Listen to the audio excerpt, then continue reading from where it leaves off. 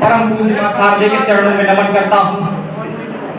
मंच की गर्मामयी उपस्थिति एवं निर्जीव विवेक निर्णायक मंडल को प्रणाम करते हुए आज के विषय बदलते वैश्विक परिदृश्य में उभरता हुआ भारत पर अपने विचार व्यक्त करना चाहता हूं। महोदय, भारत को पहले सांप सपेरों का देश, अधनंगे साधुओं का देश कहा जाता था। आज जो लोग हमारे देश को सांप सपेरों का देश और अधनंगे साधुओं का देश कहते थे, आज उसी सांप और सपेरों के देश की सभ्यता और संस्कृति को सीखने के लिए, देखने के लिए तथा उस पर रिसर्च करने के लिए तथा उन अधनंगे साधुओं के द्वारा की जाने वाली गंगा आरती को देखने के लिए लाखों की मात्रा में विदेशी लोग इस भारत में आते हैं। यह है हमारा उभरता हुआ भारत।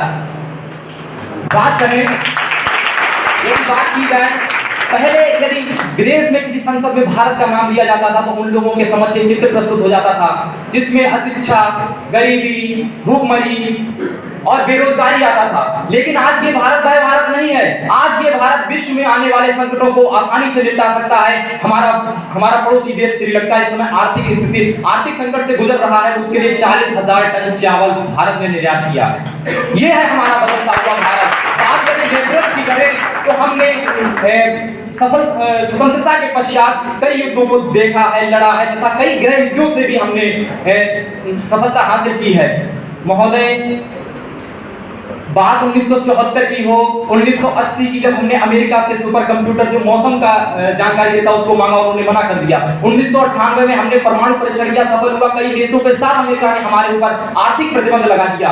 आज वही उन आर्थिक प्रतिबंध लगाने वाले देशों में एक यूक्रेन भी था और आज वही देश जो हम पे आर्थिक प्रतिबंध लगाते थे अपने देश की सलामती के लिए हमारे माननीय प्रधानमंत्री मोदी जी के आगे गिड़गिड़ाते हैं कि हमारे इस युद्ध को स्थगित करा दीजिए।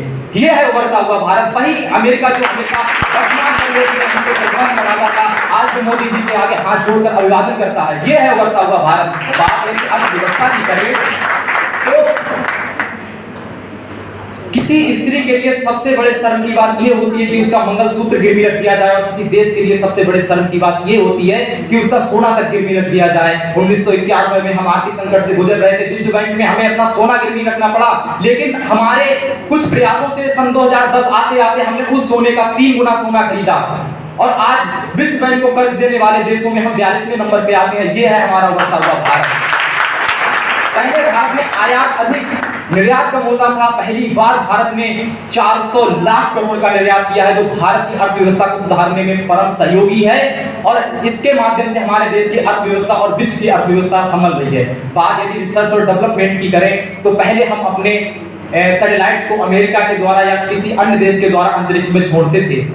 हमें अपने जवानों के लिए जो बुलेट प्रूफ जैकेट चाहिए थे, अभी किसी वक्ता ने बोला था कि हम सुई से लेकर जहाज तक बनाते हैं, तो अब हम वो भारत में जीते हैं कि हमें किसी के आगे हाथ फैलाने की नहीं बल्कि हाथ भर के देने की क्षमता है। और ये सब हमने जब जाना है, जब हमने जब हमने खुद कुछ करने का ठाना है, हमने अपने आप को आत्मनिर्भर बनाया है। हम किसी ऐसे भारत में नहीं जीते हैं जो संकटों से निपटने के लिए दूसरों के आगे हाथ फैलाए। हम उस भारत में जीते हैं कि संकटों को चुटकियों में हवा बना देंगे। और अंतिम में मैं कहना चाहूंगा कि भारत क्या है कि कहीं गीता महकती है, कहीं कुरान की खुशबू, कहीं गीता महकती है, कहीं कुरान की खुशबू, बहुत सौंधी है मेरे गांव के खलियान की खुशबू, है किसमें दम जो हमसे छीन ले पहचान ये अपनी, है किसमें दम जो हमसे छीन ले पहचान ये अपनी, हमारे जिस्म से आती है हिंदुस्तान की खुशबू, हमारे जिस्म से आती है हिंदुस्तान की खुशबू।